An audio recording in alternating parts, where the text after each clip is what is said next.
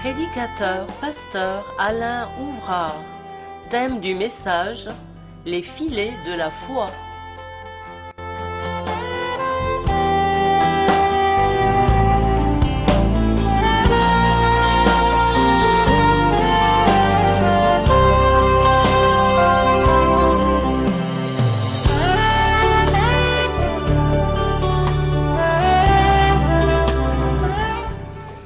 Entraînés dans une réflexion qui est propice à développement de notre foi, à faire grandir notre foi.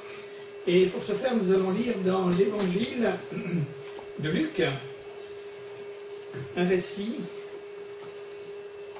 que nous connaissons bien. Au chapitre 5, s'il vous plaît, évangile de Luc, chapitre 1er. Et nous allons tirer quelques leçons de cette rencontre de Jésus avec, on peut le dire, avec ses premiers disciples, et ça va être marqué par une expérience très marquante et aussi un appel au service.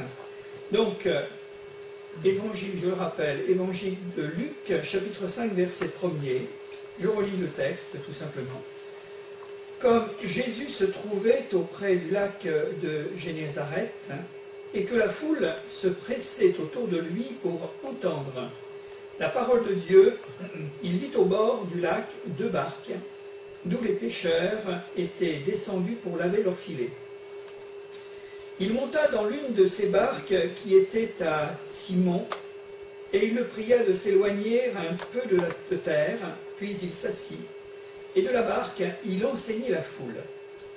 Lorsqu'il eut cessé de parler, il dit à Simon: « Avance en pleine eau et jetez vos filets pour pêcher. » Simon lui répondit: « Maître, nous avons travaillé toute la nuit sans rien prendre, mais sur ta parole, je jetterai le filet. » L'ayant jeté, ils prirent une grande quantité de poissons et leurs filets se rompaient.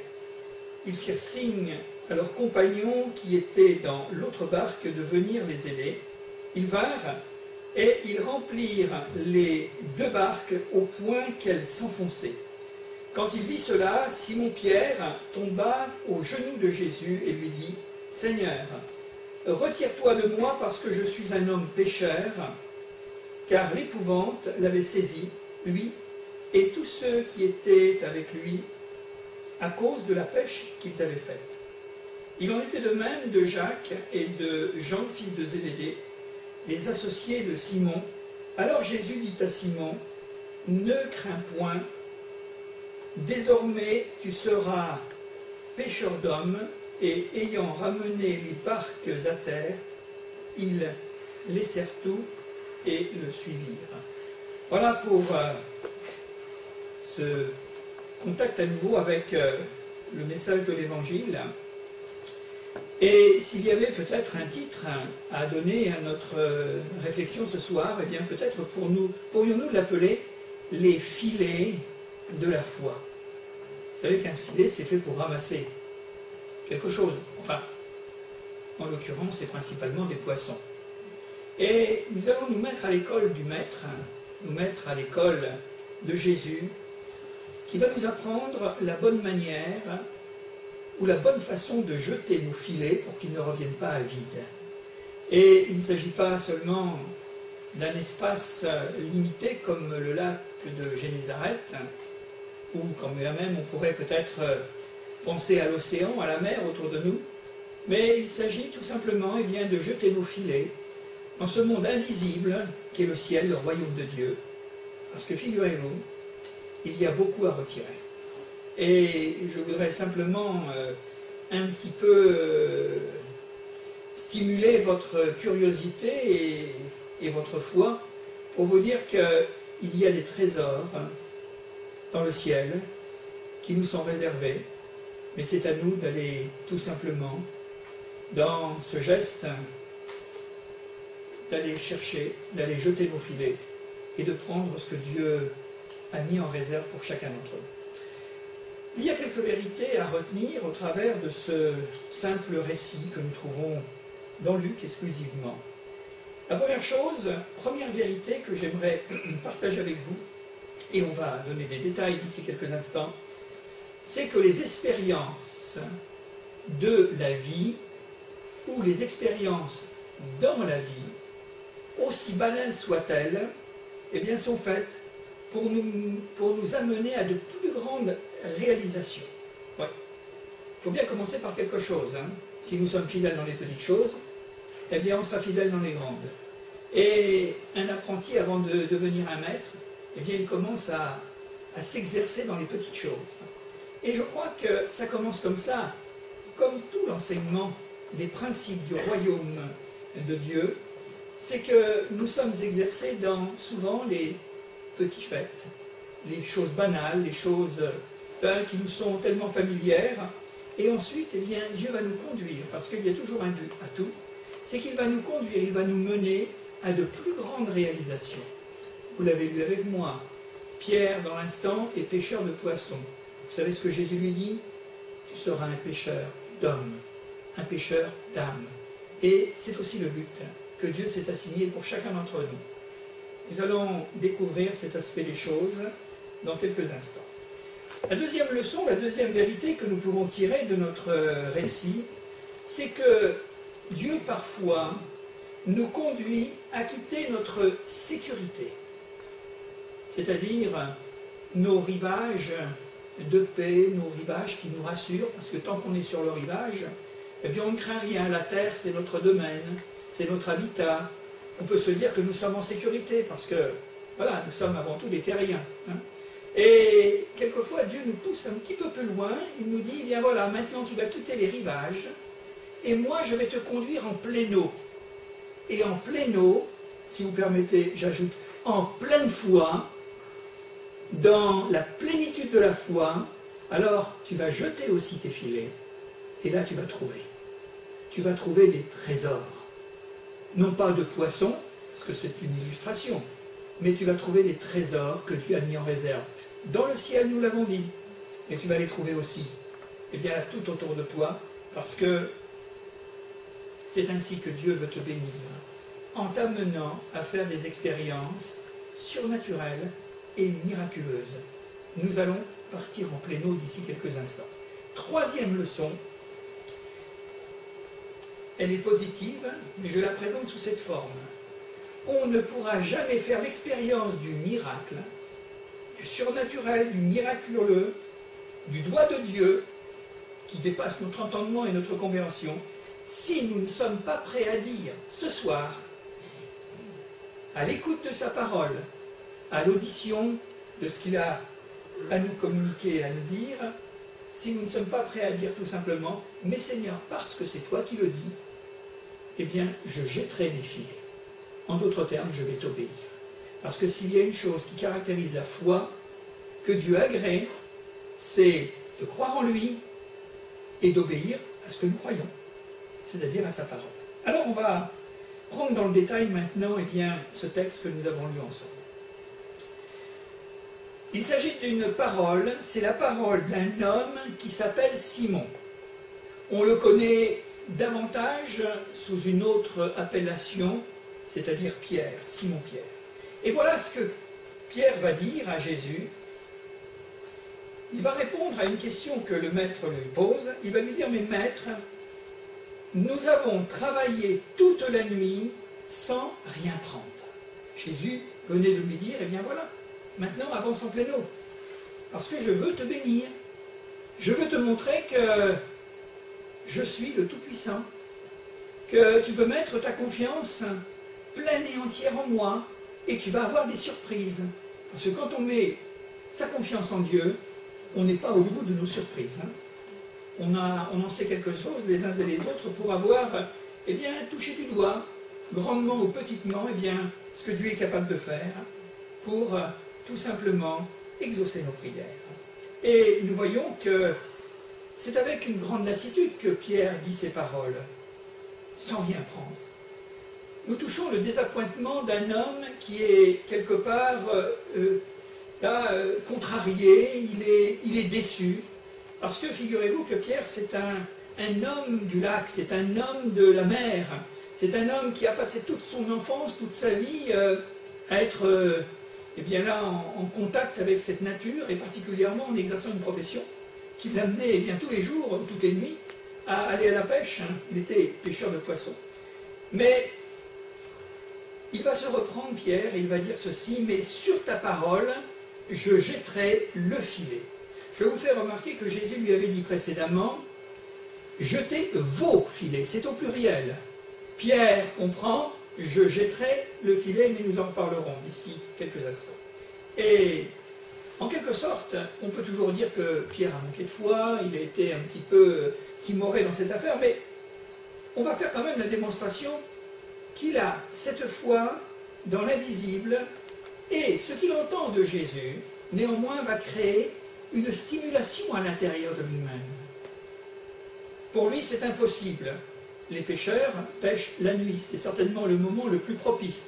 L'histoire qui nous est racontée dans Luc se passe peut-être au lever du jour, au petit matin, et on ne va plus à la pêche à ce moment-là, ça ne sert plus à rien. Donc on va voir un petit peu le déroulement de la foi, comment Pierre grandit dans sa foi. Nous allons d'abord voir un peu l'application de cette foi que j'appellerais tout naturellement évangélique, parce qu'elle est issue de ces récits. Donc la foi évangélique aux possibilités infinies qui reposent sur ce que Dieu dit. Beaucoup de gens déclament: moi j'ai foi en Dieu, je crois que Dieu existe, je crois à l'existence de Dieu. C'est une chose, c'est déjà un premier pas. Mais vous savez où nous conduit le message biblique, le message évangélique, c'est pas seulement de croire que Dieu existe, mais que ce que Dieu nous dit, c'est la vérité. Et c'est sur cette parole-là que nous pouvons véritablement marcher, comme Pierre le fera plus tard, sur les eaux, sans couler, sans finalement sombrer. Donc, il faut le remettre en valeur, ce qui est important et ce que nous enseigne la Bible, l'Évangile en particulier, Jésus notamment, c'est cette attention que l'homme doit porter à ce que Dieu dit. Et vous connaissez naturellement cette parole fameuse de l'apôtre Paul, qui l'écrira en lettres de feu que nous avons dans l'Épître aux Romains, et il n'y a pas d'autre moyen, tous les prédicateurs l'affirment, il n'y a pas d'autre moyen, Jésus nous le confirme d'une manière absolue, c'est que la foi vient de ce que l'on entend, et ce que l'on entend vient de la parole de Dieu, vient de la parole de Christ. Alors Pierre exprime deux paroles contradictoires et opposées, naturellement. La première, c'est le doute et le découragement, où là nous touchons les limites des capacités humaines. Écoutez, nous avons travaillé toute la nuit et nous n'avons rien pris. Nous n'avons rien pu prendre en poisson. Sans rien, nous sommes venus sans rien, Seigneur. Et tu me demandes tout à nouveau de mettre ma barque à l'eau, de prendre quelques filets et puis d'aller jeter finalement ces ustensiles dans la mer. Et qu'est-ce que l'on va faire? C'est le jour, c'est plus l'heure d'aller chercher du poisson. Donc ça c'est la première réaction de Pierre. Et voilà la deuxième, qui est un véritable miracle en soi.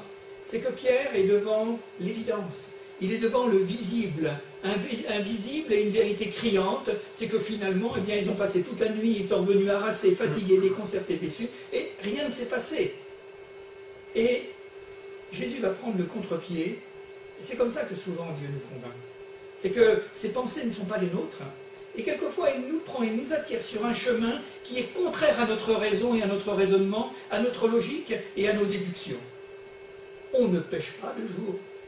Enfin, dans le cas qui nous intéresse, c'est comme ça.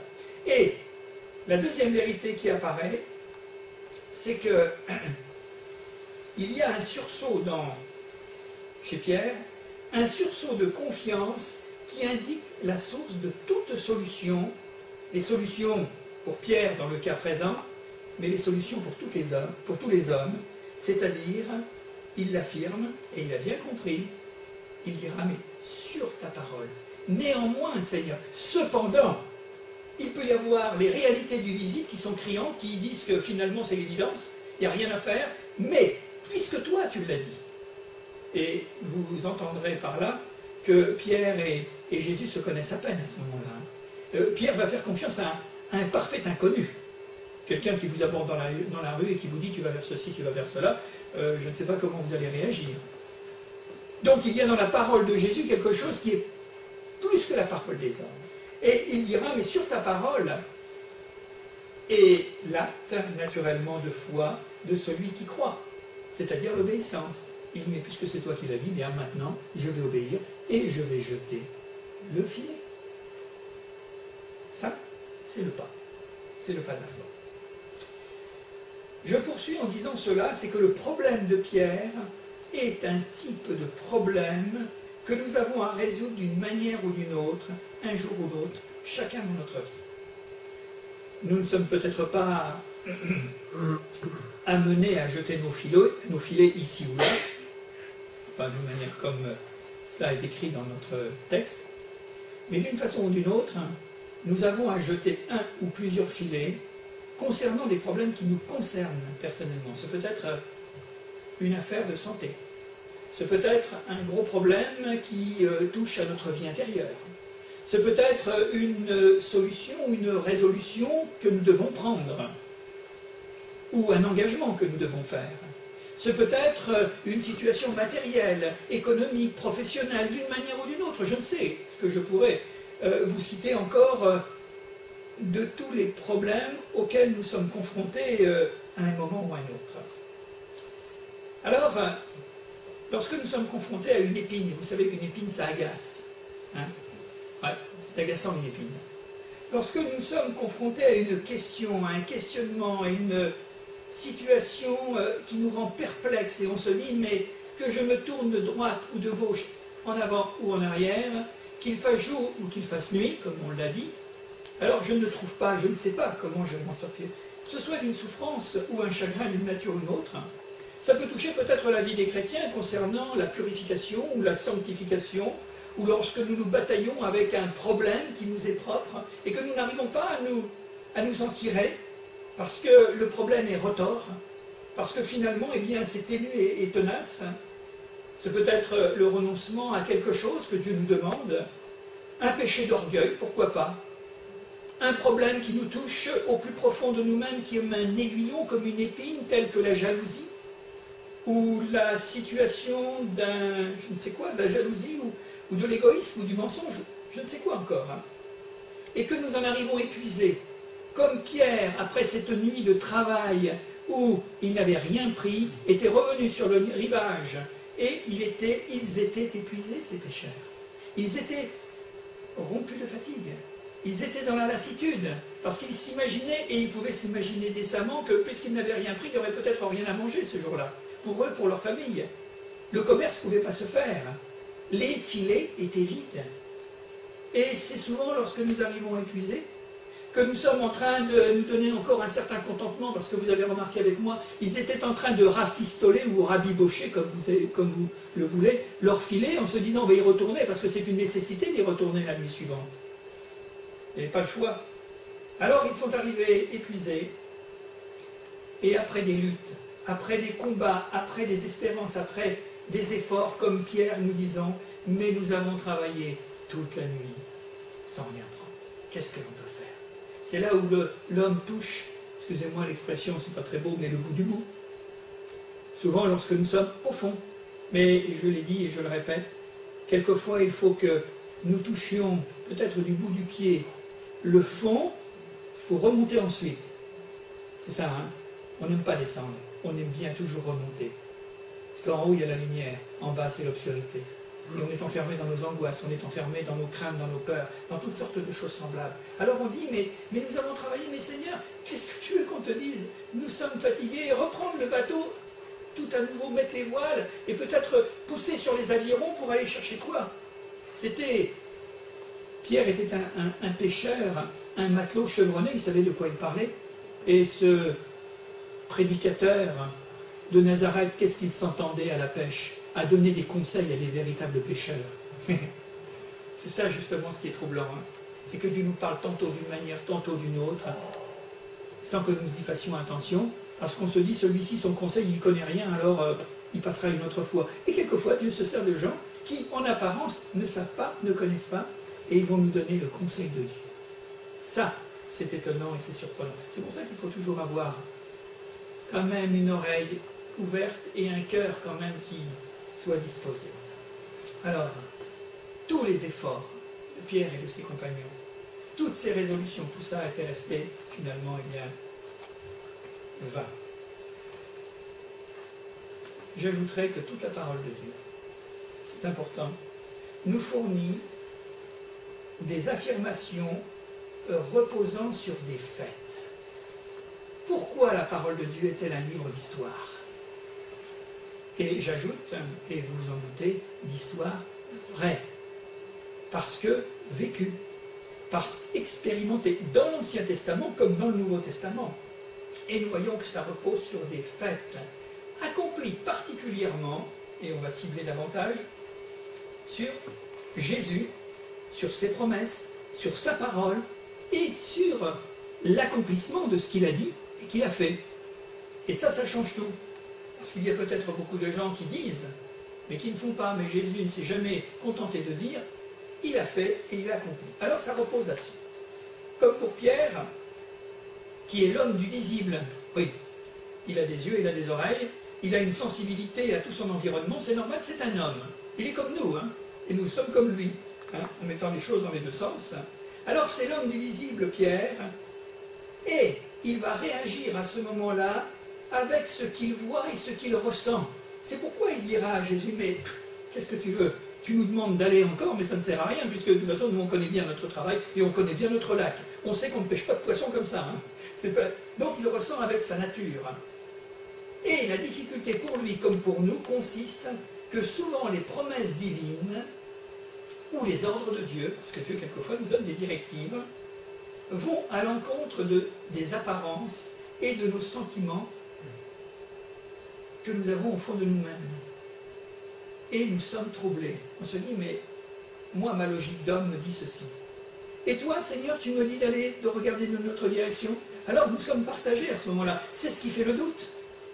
C'est ce qui fait que nous sommes partagés, nous sommes en dualité en disant, mais qu'est-ce que je dois écouter?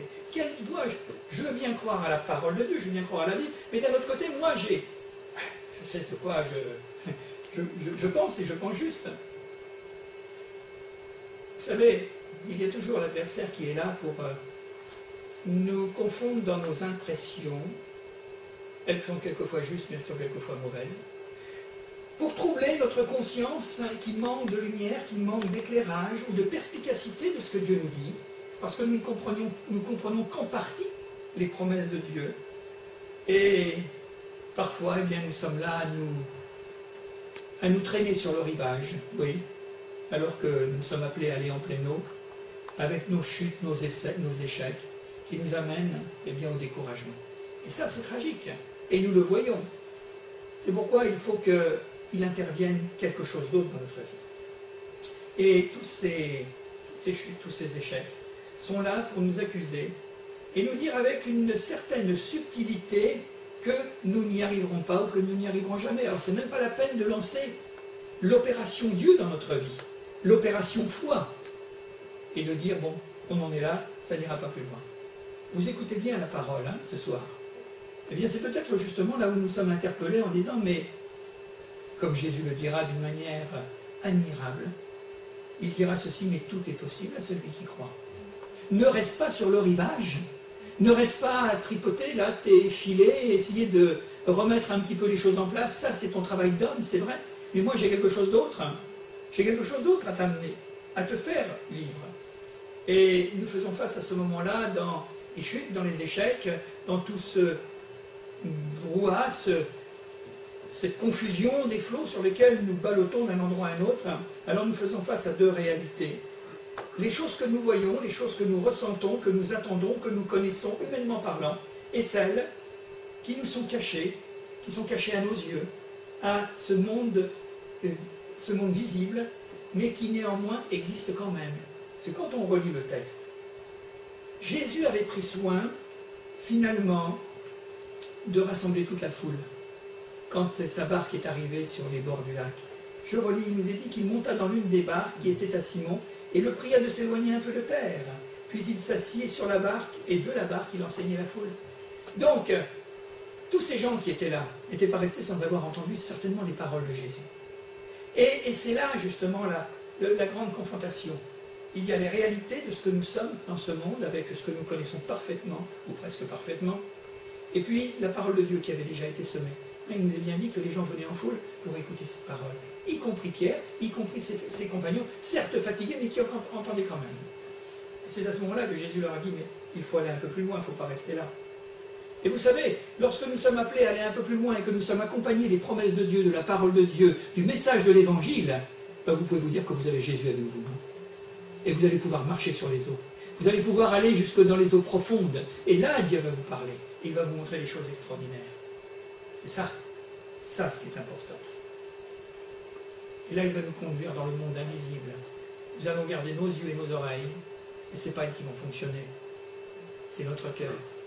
Parce qu'au fur et à mesure que nous sommes entretenus par la parole de Dieu, notre cœur va se remplir de foi. Et nous allons rentrer dans une autre dimension, le monde de l'invisible, le monde spirituel. Et pour voir Dieu agir en notre faveur, il faut tout simplement choisir. Il faut être capable de choisir, je le répète, de trancher, de décider nettement et de prendre position pour l'une ou l'autre des réalités. C'est pour cela que le prophète Élie disait cela au mont Carmel aux Israélites auxquels il s'adressait, mais jusque à quand clocherez-vous des deux côtés? Eh oui. Et le gros problème de l'homme, le gros problème même du croyant, c'est que quelquefois nous sommes dans une position où nous voulons les deux. Seigneur, je veux bien l'anneau, mais je m'accroche quand même au rivage. C'est dur, hein? On n'apprendra jamais à nager si on l'a appris dans une piscine. Il faut aller au milieu de la piscine. Quand vous n'avez plus pied, c'est là que vous apprendrez à nager. On a tous cette réaction de sécurité de dire « Seigneur, j'y vais, mais je me cramponne. » Eh oui. Et vous savez, un maître nageur, hein, il va pousser. Il faut être confronté avec la situation. Et c'est à ce moment-là que se révèle la foi ou non. Il faut choisir. Qu'est-ce que je fais? Et pour choisir, il faut surmonter nos peurs. Et le grand drame de l'humanité, le grand drame de l'homme, c'est parce que nous avons peur de l'inconnu. Nous avons peur de l'invisible, nous avons peur du surnaturel, du miraculeux, bien qu'il nous plairait tellement de toucher finalement le surnaturel, le miraculeux. On le demande à Dieu, Seigneur, fais quelque chose. Seigneur, réponds-moi. Seigneur, exauce-moi. Mais d'un autre côté, on se dit, Seigneur, qu'est-ce qui va se passer? Vous savez, le comment et le pourquoi, ce n'est pas notre affaire. C'est tout simplement notre affaire, c'est de dire tu crois ou tu ne crois pas. C'est encore une marche, un apprentissage. Alors à ce moment-là, nous devons prendre position pour l'une ou l'autre des réalités. Ce sera nos sens, y compris notre intelligence qui nous joue quelquefois des tours parce que notre raisonnement n'est pas toujours fiable, notre logique, ou alors ce sera la foi. Et en quoi ou en qui j'ai le plus confiance? Est-ce que j'ai confiance dans les réalités que je vois ou est-ce que j'ai confiance dans ce Dieu de l'invisible? Ça change tout à ce moment-là. Écoutez, vous avez l'histoire encore de Pierre qui nous est rapportée dans Matthieu. Je vais simplement donner cette petite histoire parce qu'il a bien appris la leçon, notre Pierre. Hein, il a quand même fait des expériences. Je relis par exemple le Matthieu au chapitre 14 et au verset 28, on le retrouve. Jésus marche sur la mer, là. C'est encore un autre récit, naturellement. Et Jésus dit à ses disciples, rassurez-vous, c'est moi, n'ayez pas peur. Toujours le gros problème. Pierre lui répondit, mais Seigneur, si c'est toi, ordonne que j'aille vers toi sur les eaux. Et il lui dit, viens Pierre. Pierre sortit de la barque et il marcha sur les eaux pour aller vers Jésus.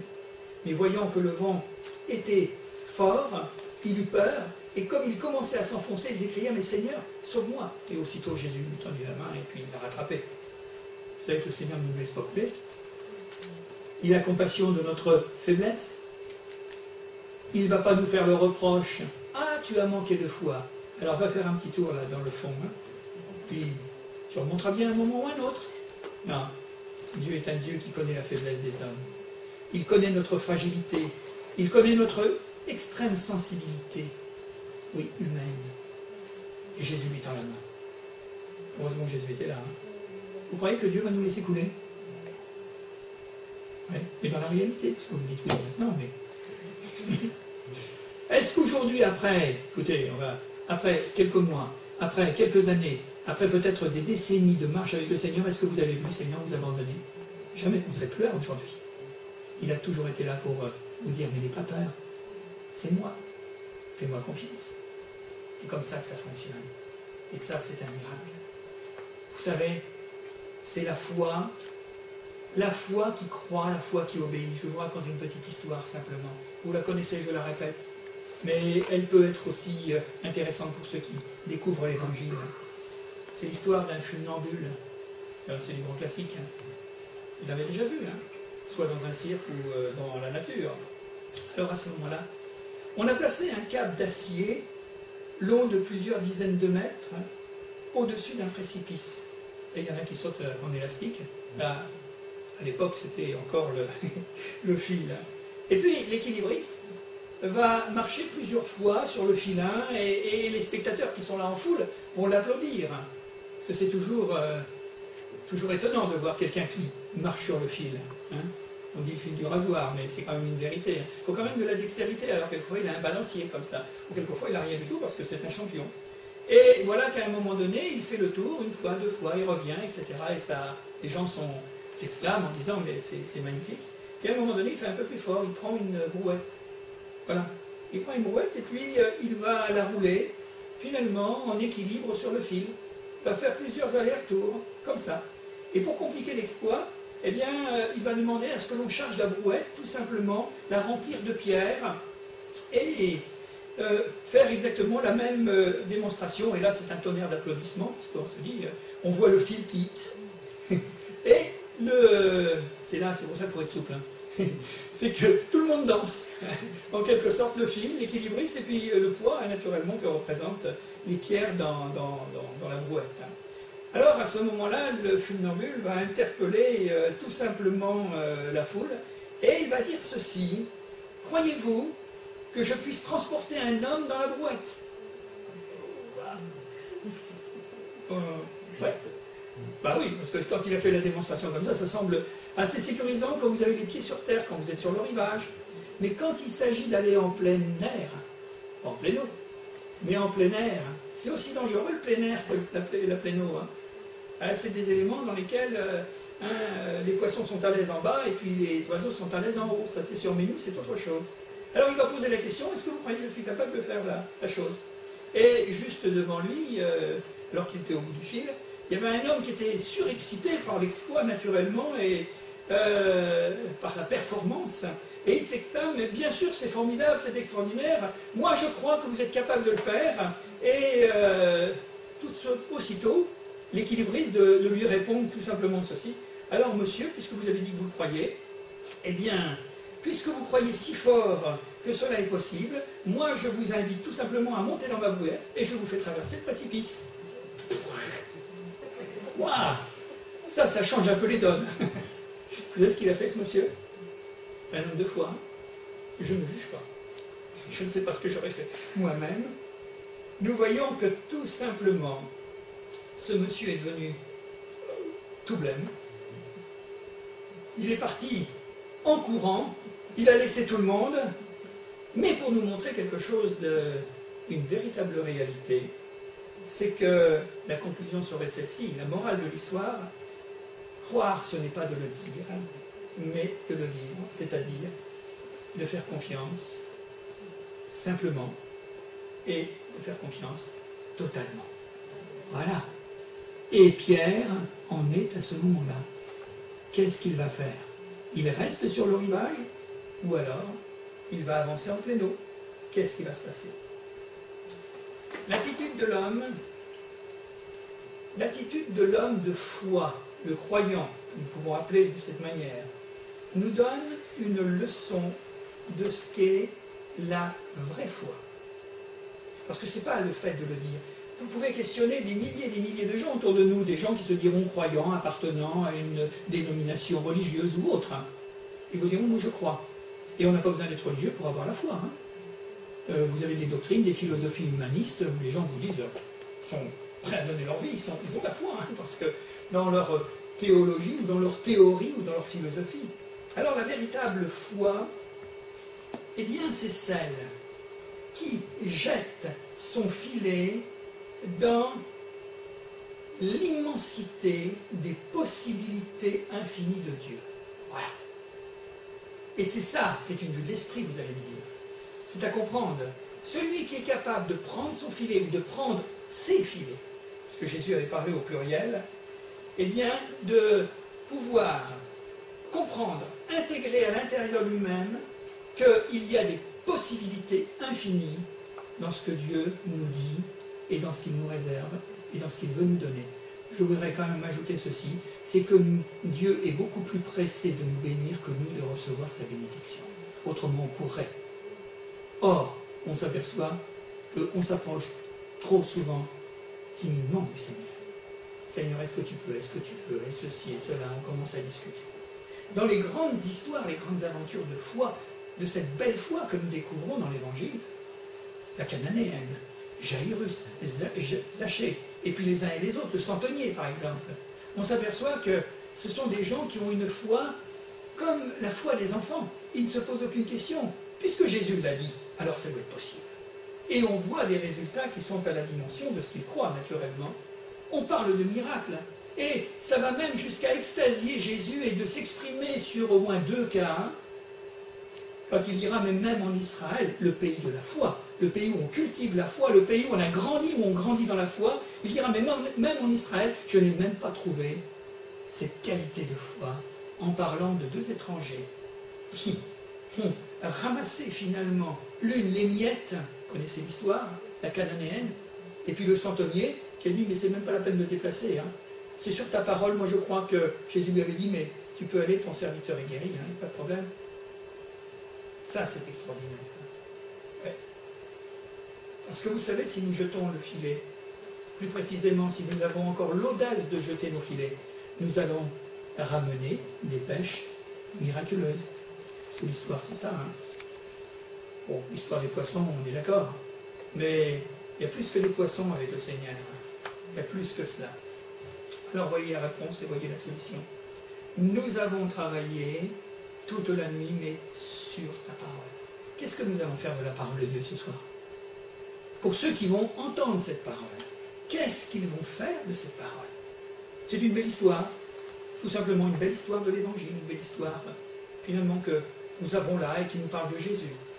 Et puis nous allons la ranger en disant, bien, si un jour ça peut me servir, pour la restituer peut-être dans une conversation, alors si ce n'est que ça n'a pas une grande importance. Et si c'est pour moi, si c'est pour mon besoin d'aujourd'hui, si je veux faire l'expérience, si j'ai l'audace de quitter le rivage et puis de m'en aller en pleine eau, parce que ça me concerne et parce que Jésus me parle, ouais. Même s'il parle à travers un homme, avec des paroles toutes simples, et il me parle. Et c'est pour moi, c'est dans mon problème, dans ma situation. J'ai prié cette semaine, et j'ai dit, Seigneur, mais qu'est-ce que tu as pour moi à me dire? Qu'est-ce que tu veux faire pour moi? Quelle réponse? Je t'attends, Seigneur. Eh bien, peut-être que vous avez la réponse ce soir. Et qu'est-ce que nous allons faire de cette parole? Qu'est-ce que nous allons en faire? Oui, Seigneur, il y a la réalité de ma souffrance, mais sur ta parole, puisque tu me dis, alors moi, je fais confiance à ta parole, et puis on va voir là, c'est le reste. Ce qui signifie que malgré les échecs, malgré le temps qui passe, et malgré les filets que nous avons jetés et ramenés désespérément vides, malgré notre lassitude, malgré les échecs, malgré les efforts infructueux, le découragement et tout le reste qui est négatif, hein, parce que c'est toi, Seigneur, qui me le dis, qui me l'ordonne, alors, pour cette fois, je vais faire avec toi, Seigneur, je t'associe. Est-ce que nous voulons associer le Seigneur à notre problème? Parce qu'on l'associe, mais on l'associe qu'un petit peu. Vous savez, c'est comme les actionnaires, hein, on a des parts. Hein. Alors, Seigneur, moi je garde 85%, tu en gardes 15%. Ça fait le compte, hein. Je ne me trompe pas. Parce qu'on veut rester, parce qu'un actionnaire majoritaire, c'est toujours lui qui a le pilotage. Hein. C'est lui qui peut naturellement conduire hein, les choses, l'entreprise, et rester maître de son entreprise. Mais si nous faisons le contraire, Seigneur, je vais oser le dire, Seigneur, tu prends 99,99 tout le reste, et moi je garde vraiment rien du tout. Donc tu prends 100%. Et si on laissait faire, si on associait le Seigneur à tout cela, Seigneur, je ne m'inquiète plus de rien, je ne pense plus à rien. je te fais confiance, c'est toi, je te remets mon problème et tu l'as entre tes mains et c'est toi qui vas le résoudre et c'est toi qui vas le traiter, complètement et totalement, à 100%, Seigneur, tu es mon associé. Tu montes dans ma barque, hein. Et il vaut mieux, hein, parce que ils sont allés avec Jésus dans la barque. Hein. Vous avez remarqué, Jésus a prêché un peu de temps sur le rivage, et à un moment donné, une fois qu'il a terminé de donner la parole à cette foule qui avait faim, non pas de poisson, mais de faim de l'âme, de la parole de Dieu, à un moment donné, il a dit, maintenant avance en pleine eau. Et ils sont allés, et Jésus était dedans. Hein. Et non seulement ils ont jeté le filet, c'est quand même dommage, hein. C'est qu'il y en avait tellement dans le filet, le seul filet qui était en action, en fonctionnement, c'est qu'ils ont été obligés d'appeler les autres barques qui étaient autour. Hein. Imaginez-vous ce que ça aurait été s'ils avaient joué à 100% le jeu. Et imaginons-nous ce que ça pourrait être quand on joue à 100% le jeu de Dieu, le challenge. Quand on, finalement, eh bien, on prend Dieu au mot. C'est extraordinaire. Ça va? Oui? Vous ne coulez pas? Bon, c'est bien, c'est le principal, on va arriver bientôt au but. Hein. On va y arriver. Hein. Seigneur, je t'associe complètement. Alors, je vais te demander une chose ce soir. Tu montes dans ma barque. Tu montes dans ma barque et tu me parles et moi, je t'obéirai. L'acte de foi est un engagement dont Jésus est le centre. Ça, il ne faut pas l'oublier, je vais le marteler. Jésus est le centre. Et nous ne discutons pas, nous ne tergiversons pas. C'est une volonté de cœur à mettre en pratique ce que nous croyons dans ce que Dieu nous dit. Et c'est lui qui va l'accomplir, ce n'est pas nous. C'est lui qui va l'accomplir réellement. L'ayant jeté, ils prirent une grande quantité de poissons et leur filet se rompait. Jamais ils avaient vu ça. Hein. Ils firent signe à leurs compagnons qui étaient dans l'autre barque de venir les aider. Ils vinrent et leur remplirent les deux barques au point qu'elles s'enfonçaient. Seigneur, arrête, tu me bénis trop. Arrête, je ne peux plus. Non mais, c'est vrai. Seigneur, quoique, je voudrais dire quelque chose, peut-être l'avez-vous vécu, mais ce sont des instants sublimes et des instants fort rares où on se souvient de certaines bénédictions qui n'étaient pas des bénédictions matérialistes, mais spirituelles, où à un moment, on était transporté dans quelque chose qui dépassait notre entendement et notre compréhension. Moi, ça m'est arrivé une fois.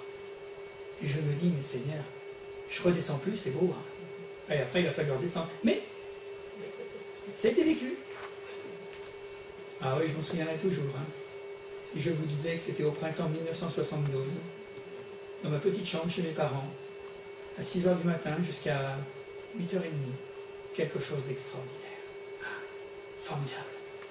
Le ciel était ouvert. J'aurais bien voulu rester. Mais ce n'était pas possible.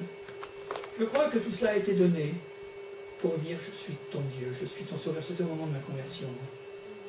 Et puis il y avait aussi certainement un encouragement, parce qu'il y avait un appel au ministère. Puis quand il y a un appel au ministère, il y a comme pour l'histoire de l'apôtre Paul. Tu verras ce que cet homme aura à souffrir pour la cause de mon nom. Je ne suis pas Paul. Je n'ai pas vécu ce que Paul a vécu, et toujours est-il que j'ai eu une petite miette. Ouh! Bon, donc je voudrais quand même glorifier le Seigneur. Le Seigneur a envoyé la pluie. Et c'était quelque chose de sublime. Dieu, je me souviens, je pourrais vous raconter l'histoire comme si elle s'était passée ce matin. Parce qu'on n'oublie jamais ça. Seigneur, extraordinaire et formidable. Moi, je crois au ciel. Je peux vous dire que dans le ciel, on aura vite oublié ce qui se passe sur la terre. Ce sera bon. Ce sera merveilleux. Seigneur, je ne veux pas jeter mon filet. Je veux vraiment apprendre à jeter mes filets. Que Dieu nous bénisse ce soir.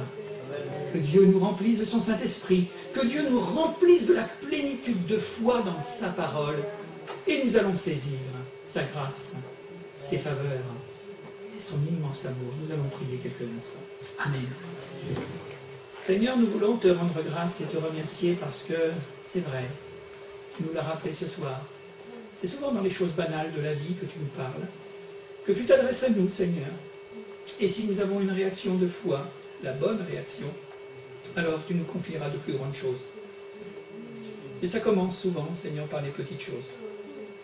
Je commence par un filet, et puis un jour j'ai compris qu'un filet, ce n'est pas suffisant.